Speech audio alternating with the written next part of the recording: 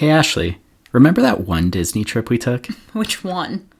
You know, the Disney trip. The one where everything was perfect and we didn't have to stress about anything? Oh, you mean the one Hannah planned for us from Little Bit of Magic. Yes, that's the one.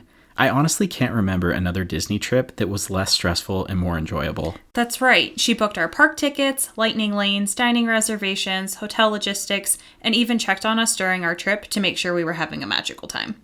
And the best part is, all of her services were free. All we had to do was show up and enjoy our vacation. And eat churros. Of course. Nobody does Disney vacations better than Hannah. For more information, check out littlebitofmagic.com and make sure you mention that the Wonderful Thing About Disney podcast sent you. Hi, I'm Jake. And I'm Ashley. And this is the Wonderful Thing About Disney podcast. Because Disney's a wonderful thing. Come on down, stop on by, hop a carpet, and fly with us as we discuss the parks, treats, and all things Disney, with new episodes every wonderful Wednesday.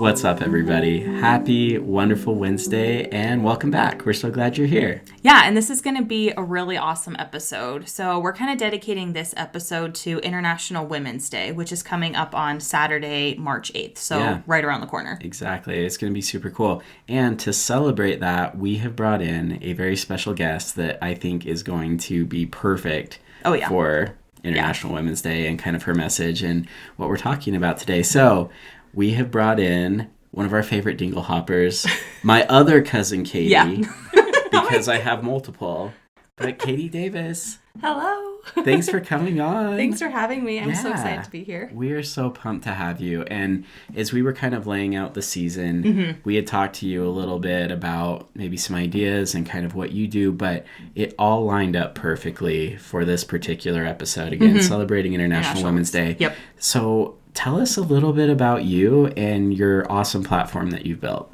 Well, thanks. Well, I'm Katie Davis. I have an Instagram page called Katie Davis Beauty.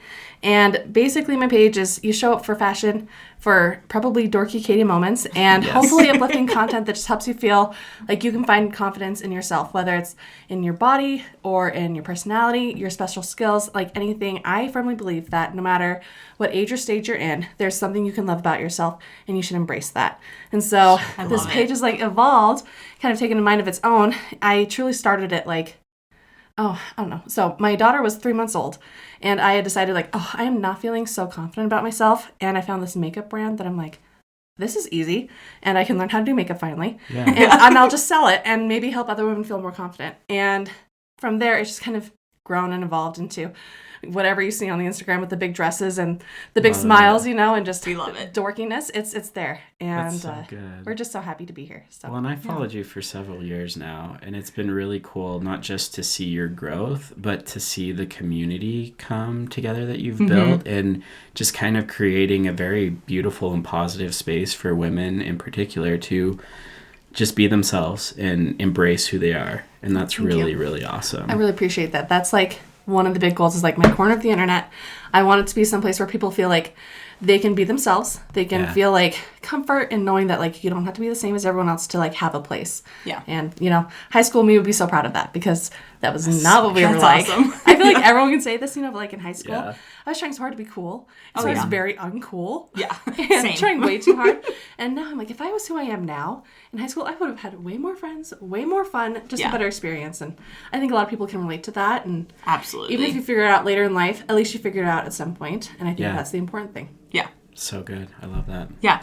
So, okay, we kind of learned a little bit about you, but we always like to ask our special guests, what is your Disney origin story? Where did your love of Disney come from? Well, this is I was thinking about it, and I was trying so hard to think of where exactly this started. I mean, my mom, big Disney fan. They went to Disney all the time growing up. Disneyland was so close, and so jealous of that. I've only been to Disney World twice, and I feel gypped because we were supposed to go to Disneyland when my daughter was a year old, and then COVID hit. Oh, so I was yeah. Shoot. Yeah. So, it's due. I'm thinking 30th birthday girl trip. Yeah.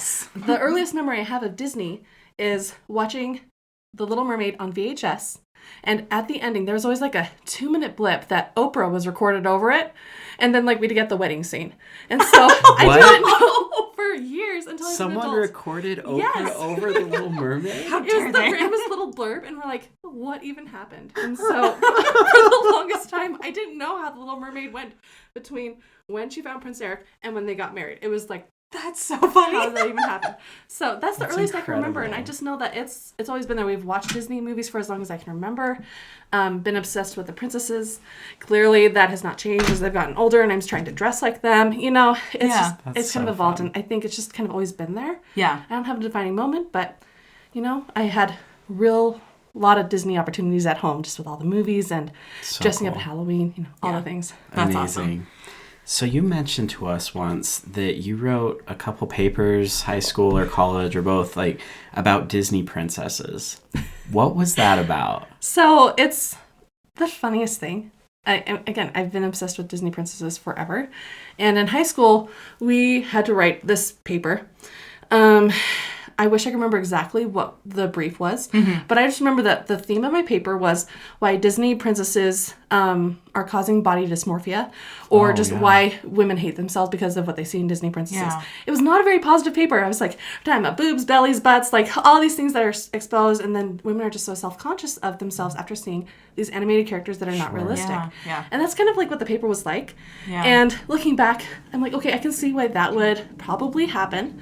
However, then in college, I was in another creative writing class, and everyone's writing papers about like why it's healthy to pee in the shower, or like why you should have a brownie with breakfast, like the randomest things. And then there's Katie over here, like, this is why Disney princesses should be your role models. It was just a complete 180, probably 2 years after. Okay. And it was just really interesting trying to wrap my mind around that. And I think that's where a lot of this finding confidence, body positivity, learning to love yourself started, was just trying to retrain my brain from where I had seen social media and media standards to how can we take what we've been given and actually make it work for us. Yeah, totally. Yeah. And so it was just kind of a paper of, you know, looking at these princesses and seeing, you know, yes, of course, there's like the handsome prince that comes to save the day, but really these women are heroes, and they have to take their unique skills. All of them are so different.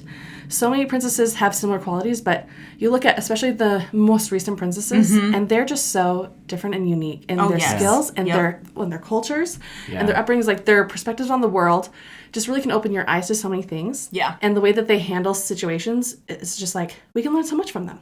Absolutely. Yeah, you're totally right. Think of like Elsa and Anna versus like Snow White. Completely different. Totally different. But there's so much that we can still learn from them, too. Oh, yeah. Like, I was thinking about it, thinking these older princesses were, probably we would define them as more simplistic and of the times, just more women just at home, cooking for the husbands, like that kind of thing. But if you look at the qualities of these women, I mean, even Snow White, she was like a caregiver. She just had a kind heart, and she just wanted to love everyone. Yeah. And those are still skills that we should value. Oh, yeah. Even if it's not with little men running around the house. Yeah. And then we got Anna Elsa, who, again, is that love and care and, like, standing up and being loyal for the people that you truly care for. And I think there's a lot of similarities across the board that no matter what decade they're in, there's something we can learn from them.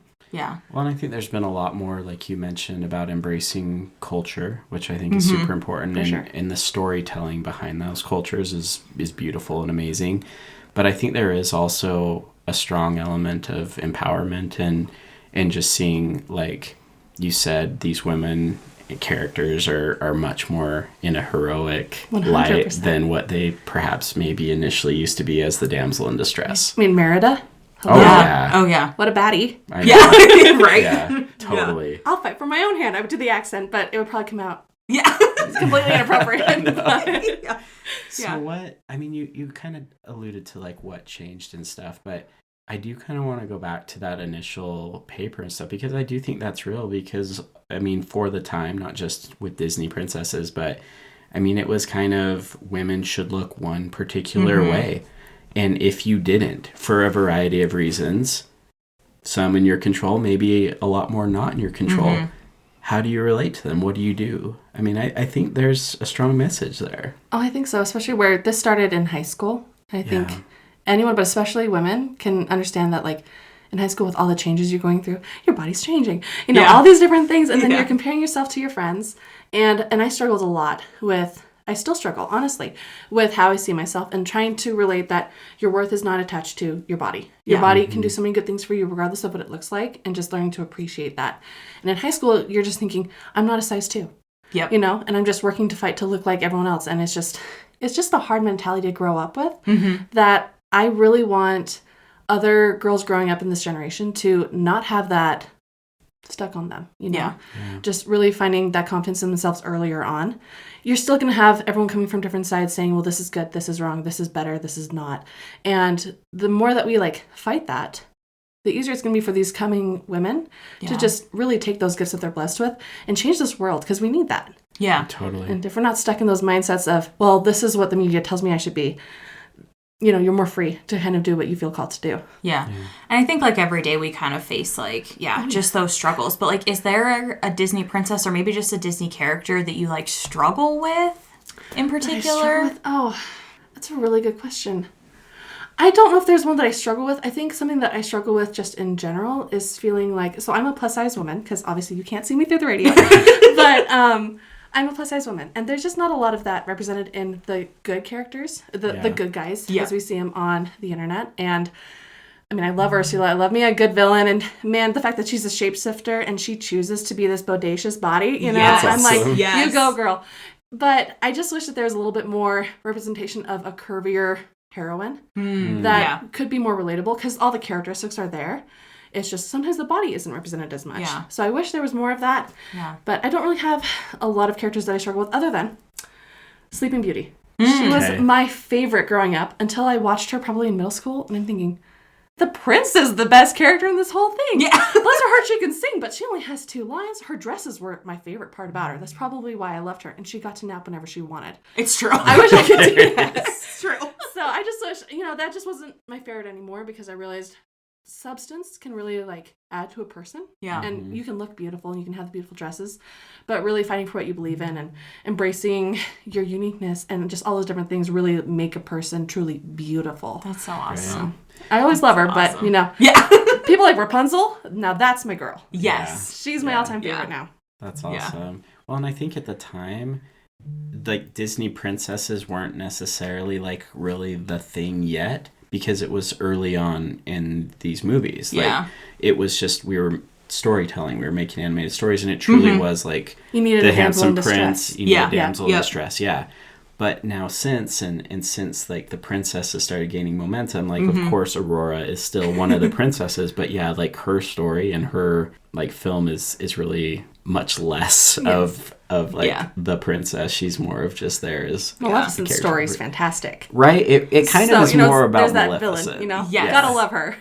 But that is cool, and I do think we need to go into like the villain side of it, but I think that we as a society are doing better about cultural representation, or, you know, shapes of every 100%. Size and everything. But I do think one thing that made Disney really successful is that even if these characters didn't look exactly like you, there were pieces or characteristics that you related to. That's why everyone has a favorite.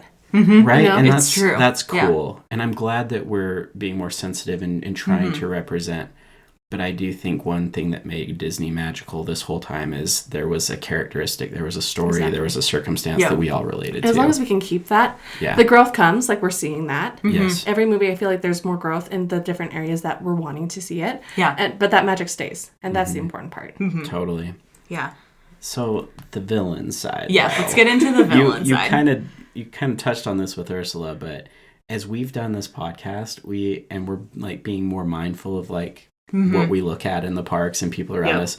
Like Disney villains have a following. Oh yeah. And it really is actually pretty cool. And like, if you really dive into it, some of these quote unquote villains, I kind of get where they're coming from. 100%. Right.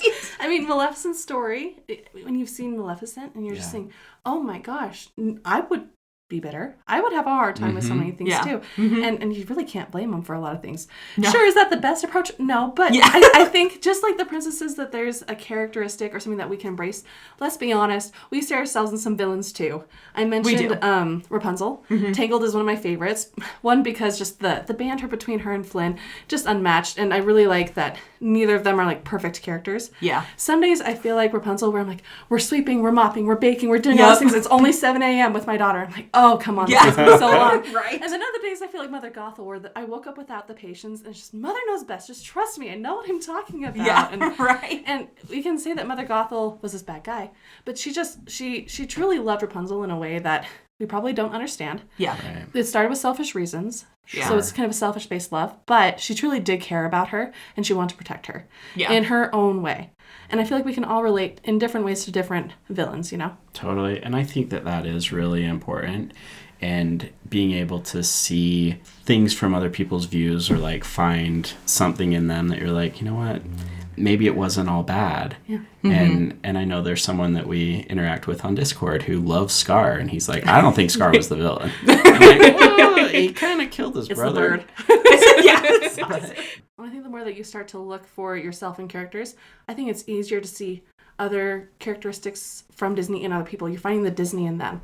And there's that magic that you can bring into your real life. Yeah. And, you know, the Disney magic doesn't have to just be on the screen. It can be in your relationships, too. That's so cool. I Okay, love we that. need to put that on a shirt. Yeah. Find the Disney in other people. That's amazing. I love it. Yeah.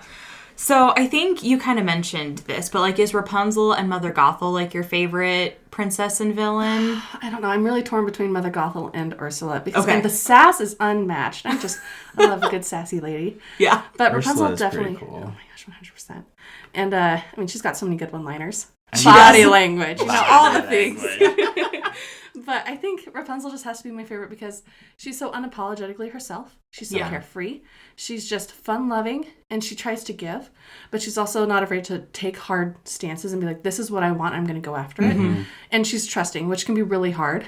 Yeah. But I think she opens herself up to opportunities, and then she trusts in other people. And what I really love about her story with Flynn is she loves an imperfect person. Yeah. And I love that because sometimes in older movies especially, that's the perfect prince, you know? Yep, exactly. Let's be honest, no one's perfect. Yeah, and when you love someone, you're loving everything and choosing to work through things even when they're not perfect. And that's just one thing I really love about them. That's awesome. Their dynamic is hilarious.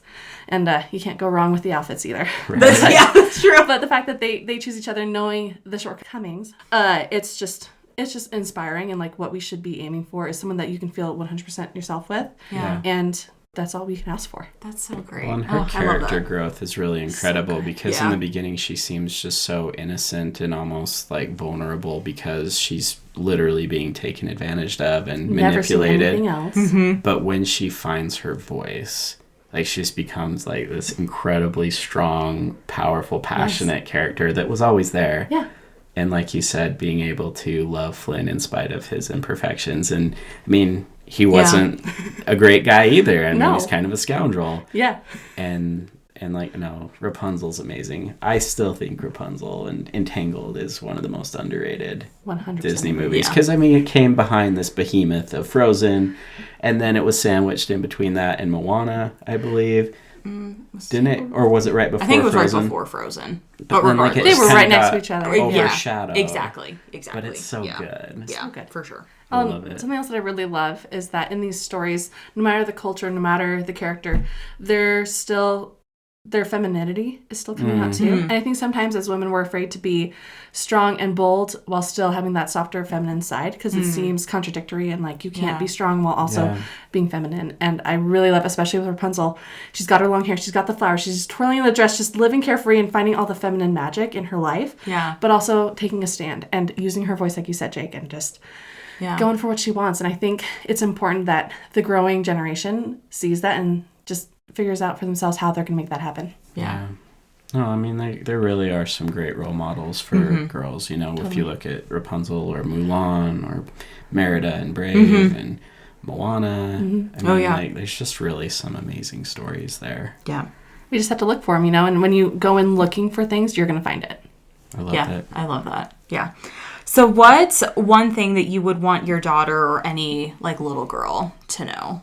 I love that question. So, I mean, it kind of ties back into why I started doing Katie Davis Beauty in the first place, is because 3 months postpartum, I'm not feeling good about myself. And I realized I don't want my daughter to grow up seeing that and thinking that's it. I'm going to hate myself. I'm not going to love myself, you know? And that's like a reality that my daughter got me out of that mindset.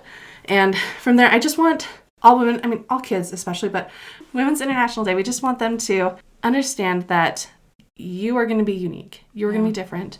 And that is a gift. If we were all the same, there'd be no Disney movies. There'd be no stories to solve. There'd be nothing like that. And everyone has unique qualities. And how lucky are we that we get to be different? And if we learn to embrace that, you can really make some big changes in the world. Yeah. Even if it's just starting small within yourself, that's a big change that will impact your family. And that can make a big difference in the end. So just loving who you are and finding what makes you unique and embracing it. And then looking for that in other people and embracing their uniqueness too. Oh, I love that. I love that. That's so good. Well, and I mean, we have a daughter as well. And I think that for me, I kind of thought, well, she looks the part, the blonde hair, the blue eyes of a Rapunzel or of an Aurora. But, you know, we mentioned this several times, but when we took her to Bibbidi Bobbidi Boutique the first time, and she chose Merida's dress. Yes. And when she went and met Merida and said, like, no, I chose you because I'm brave, like you. Oh. Yeah.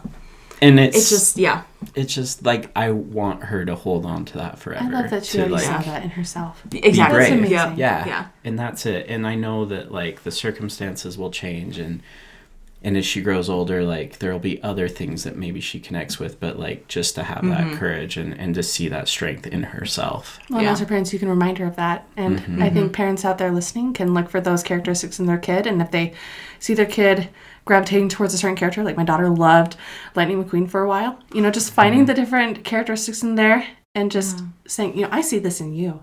And reminding them of that, they'll start to believe it and see it in themselves too.